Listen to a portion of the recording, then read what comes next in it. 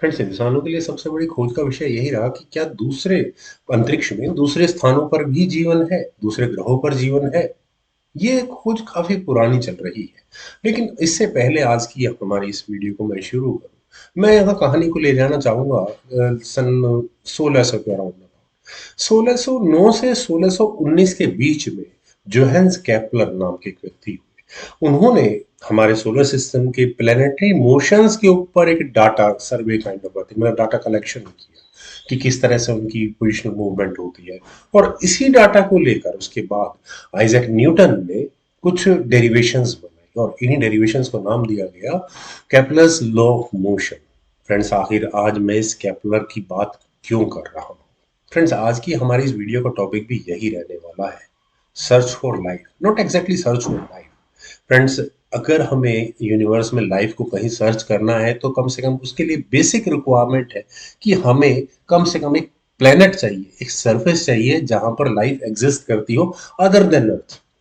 Mars Venus पर तो ज्यादा पॉजिटिव रिजल्ट्स है नहीं, जो शायद उम्मीदें ना भी हो, वो इंसानों के लिए ही है, वहीं पर एक्सप्लॉयटेशन ह्यूमन बींग्स ही जाकर करेंगे। खैर, बात करते हैं दूसरे प्लैनेट्स की। इससे पहले इस वीडियो में आगे बढ़ूं, मैं बात करना चाहूंगा सेटी प्रोग्राम की। Search for extra terrestrial intelligence, मतलब दूसरे ग्रह पर इंटेलिजेंट लाइफ खोजने की बात हो रही है, और यही इस प्रोग्राम का सबसे बड़ी प्रॉब्लम है। फ्रेंड्स, सेटी में बेसिक रिक्वायरमेंट है कि आप जहां जिस एलियन लाइफ को ढूंढना चाह रहे हैं वो कम से कम इंटेलिजेंट तो होनी चाहिए। इंटेलिजेंट होने से मतलब जैसे कि पृथ्वी पर ह्यूमन बींग्स है, इन्होंने इतनी इंटेलिजेंस तो हासिल कर लिया कि वे रेडियो वेव्स को यूज करते हैं कम्युनिकेशन को करने के लिए, एक दूसरे से संवाद करने के लिए, in terms of at least satellite. और लगभग 50-60 सालों से हम लोग सैटेलाइट का खुलकर इस्तेमाल कर रहे हैं, मतलब जिन सिग्नल्स को हम पृथ्वी की ओर भेजते हैं वे सिग्नल्स पृथ्वी से दूर यानी कि स्पेस की तरफ भी जा रहे होंगे। तो मैं कह सकता हूं कि 50 से 60 लाइट ईयर का जो दायरा होगा अर्थ के अराउंड अबाउट या सोलर सिस्टम के अराउंड अराउंड अबाउट, वहां पर human made radio wave signal पहुंच चुके होंगे। लेकिन अगर हम इसको अपने गैलेक्सी के साइज में कंपेयर करें तो वो बहुत छोटा एरिया है, बहुत ही, मेरे ख्याल से मैक्सिमम आप मान लो कि 100 लाइट ईयर्स का एरिया या स्फीयर यहाँ इंसानों ने अपने सोलर सिस्टम के अराउंड अबाउट कवर किया होगा, जहां तक वे अपने सिग्नल्स को भेज पाए होंगे। अगर हम यही बात एलियंस लाइफ पर भी इंप्लाई करें तो एलियन लाइफ में वहां पर भी अगर वो इतनी इंटेलिजेंट हो चुकी है तो वो भी रेडियो सिग्नल्स भेज रही होगी, और हम उस रेडियो सिग्नल्स को डिटेक्ट करने की कोशिश कर रहे हैं अपनी अर्थ पर। इसमें अपने आप में एक प्रॉब्लम है। सपोज कि अगर वो इंटेलिजेंट लाइफ हमसे, चूंकि हमारी गैलेक्सी का आकार लगभग 1 लाख लाइट ईयर्स का है और वो गैलेक्सी के दूसरे कोने पर है, तो समझ लीजिए कि जो हमें वहां से सिग्नल मिलने वाला होगा वो 1 लाख साल पहले का होगा।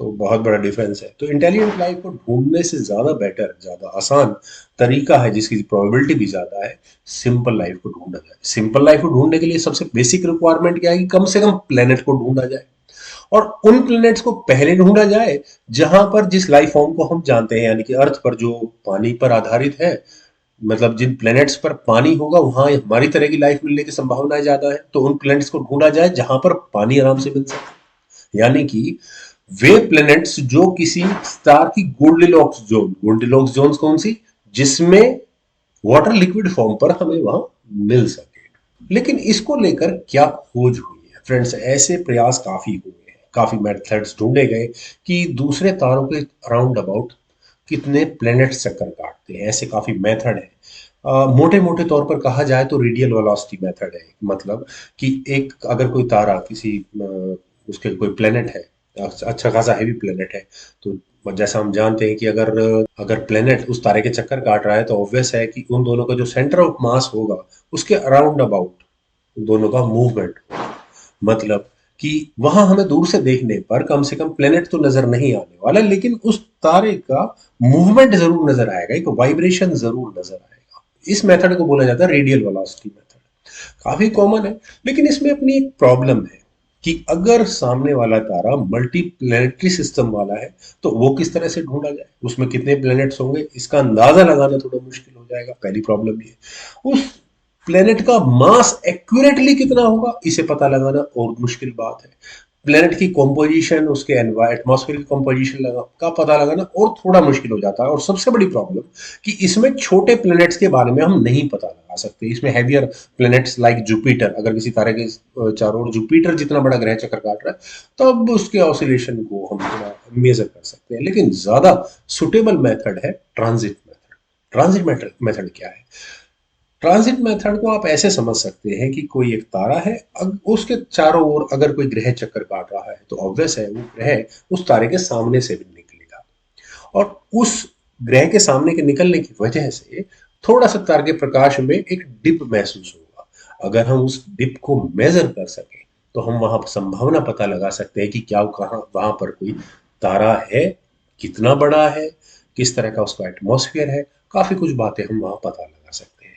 इस तरह की खोज लगभग सन 2001-2 के आसपास हमें कुछ एक्सो प्लैनेट्स के बारे में पता लगने लग चुका था। लेकिन क्रांति हुई केपलर स्पेस टेलीस्कोप। फिर दोबारा वही जोहान्स केपलर जो हमें 17वीं शताब्दी में मिले थे, उन्हीं के नाम पर केपलर स्पेस टेलीस्कोप को लॉन्च किया गया। और सबसे ज्यादा तारों के बारे में हमें इसी मिशन से पता लगा। फ्रेंड्स, केपलर स्पेस टेलीस्कोप के द्वारा हमें लगभग 2300 के राउंड अबाउट एग्जैक्ट प्लैनेट्स के बारे में पता लगा है। और इसके टेलीस्कोप को इतना सेंसिटिव बनाया गया था, मैं बहुत ज्यादा टेक्निकल नहीं जाना चाहूंगा, लेकिन फिर भी लगभग, अगर मैंने कहीं पढ़ा था, अगर मैं गलती नहीं कर रहा हूं, तो लगभग 30 या 80 पार्ट्स पर मिलियन, मतलब कि वहां से जो लाइट आने वाली है उस के मिलियन पार्ट अगर कर दे, उसमें शायद 30 था या 80 फिगर था, मुझे एग्जैक्ट याद नहीं है। उतनी एक्यूरेसी का डिप भी अगर वहां उसकी तारे की लाइट की इंटेंसिटी में आएगा तो वो मेजर किया जा सकेगा। इतना सेंसिटिव इंस्ट्रूमेंट होना चाहिए अगर हमें तारे उसके प्लेनेट को डिस्कवर करना है, वहां पता लगाना है तो। और इसमें हमें बहुत अच्छी कामयाबी मिली। तकरीबन मेरे ख्याल से 5 लाख के करीब तारे की स्टडी थी वहां पर केपलर स्पेस टेलीस्कोप के द्वारा। उसमें से कम 2700 के करीब करीब प्लेनेट कंफर्म्ड है। अनकंफर्म्ड भी बहुत है क्योंकि प्रॉब्लम उसमें केपलर मिशन के अंदर काफी ज्यादा आई थी। अगर मैं एक्यूरेट बात करूं 2778 तारे हैं। लेकिन आप कहेंगे यार 5 लाख तारे देखे, उसमें से सिर्फ 2778 आपने प्लेनेट ढूंढे, तो फायदा क्या हुआ इतने सारे तारे देखने का? आप ये भी कहेंगे, आर्ग्यू कर सकते हैं कि यार इतनी कम परसेंटेज ऑफ प्लेनेट्स, यानी कि तारे बिना प्लेनेट्स के होंगे? नहीं, यहाँ प्रॉब्लम ये है ट्रांजिट मेथड में, जिसे कोई भी समझ सकता है कि जिस पॉइंट पर केपलर स्पेस टेलीस्कोप लॉन्च कर रहा है तो शर्त यह होनी चाहिए कि तारे को प्लेनेट को तारे के सामने से ही निकलना पड़ेगा। मींस उस पोटेंशियल सोलर सिस्टम का जिसे हम जिस तारे को हम देख रहे हैं उसका प्लेन गैलेक्टिक प्लेन के इक्वल होना चाहिए। सपोज उसका सोलर सिस्टम का प्लेन थोड़ा भी टिल्टेड है तो या तो तारा ऊपर से ट्रांजिट कर जाएगा या नीचे से ट्रांजिट कर जाएगा, तो हम प्लेनेट को डिटेक्ट नहीं कर पाएंगे। पहली प्रॉब्लम। दूसरी प्रॉब्लम, एक निश्चित टाइम फ्रेम है एक किसी तारे को देखने का।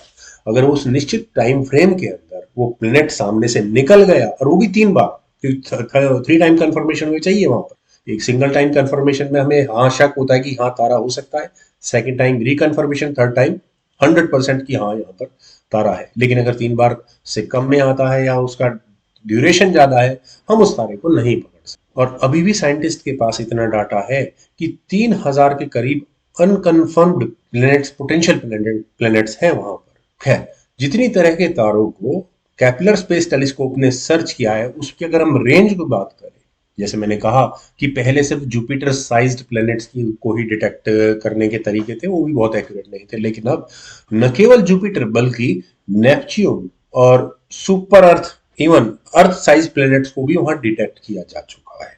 और अच्छी खासी तादाद में गोल्डीलॉक्स जोन के अंदर हमें प्लैनेट्स मिले हैं, यानी कि वहां पर पोटेंशियल चांसेस हैं लिक्विड वाटर एग्जिस्ट करने के। फ्रेंड्स, फिलहाल केपलर मिशन रिटायर हो चुका है और उसकी रिटायरमेंट डेट भी सन 2018 की उसी दिन की है जब जोहान्स केपलर की 388th डेथ एनिवर्सरी थी। लेकिन उसके बाद और बहुत मिशंस गए हैं। जैसे मैंने शुरू में बताया कि केपलर की रेंज बड़ी लिमिटेड थी, सिर्फ 0.25% ऑफ आवर यूनिवर्स को कैप्चर कर सकता था। लेकिन जो मॉडर्न मिशन है, यानी कि TESS, TESS stands for transit exoplanet survey satellite, और JWST यानी जेम्स वेब स्पेस टेलीस्कोप, ये हमारे तो बहुत पोटेंशियल टेलीस्कोप या इंस्ट्रूमेंट्स हैं जो हमें एलियन लाइफ के बारे में मुझे पूरी उम्मीद है कुछ ना कुछ इंफॉर्मेशन देंगे। टेस्ट का इस बार का स्कोप दायरा जो है वो लगभग 360 डायमेंशंस, मतलब पूरे यूनिवर्स से वो डाटा कलेक्ट करेगा। उस डाटा कलेक्शन में फिर देखा जाएगा कि हमें कहाँ कहाँ क्या पोटेंशियल कैंडिडेट्स मिलते हैं, और JWST इवन उस प्लेनेट के एनवायरनमेंट को भी देखेगा कि वहां पर क्या वाटर वेपर्स हैं, क्या मीथेन गैस है, क्या वे गैसेस या वे मॉलिक्यूल्स हैं जो लाइफ की बेसिक नेसेसिटीज को पूरे करते हैं। तो बहुत जल्दी हमें उम्मीद है कि एक्सोप्लैनेट पर एक एलियन लाइफ के, एक नहीं शायद एक से कहीं ज्यादा एलियन लाइफ के हमें सबूत मिलने वाले हैं। और मुझे पूरी उम्मीद है कि बहुत दूर नहीं मिलने वाले, बहुत नजदीक, शायद विद इन 200-300 लाइट ईयर्स के अराउंड अबाउट भी हमें कोई ना कोई एलियन लाइफ के सबूत मिल जाए। खैर फ्रेंड्स, मुझे उम्मीद है आप लोगों को मेरी ये छोटी सी प्रेजेंटेशन जरूर पसंद आई होगी। तो आप लोग वीडियो को लाइक शेयर तो करेंगे ही करेंगे, और कमेंट सेक्शन में मुझे ये जरूर बताएंगे कि मेरा नेक्स्ट टॉपिक वीडियो के लिए क्या होना चाहिए। Thank you for watching, bye for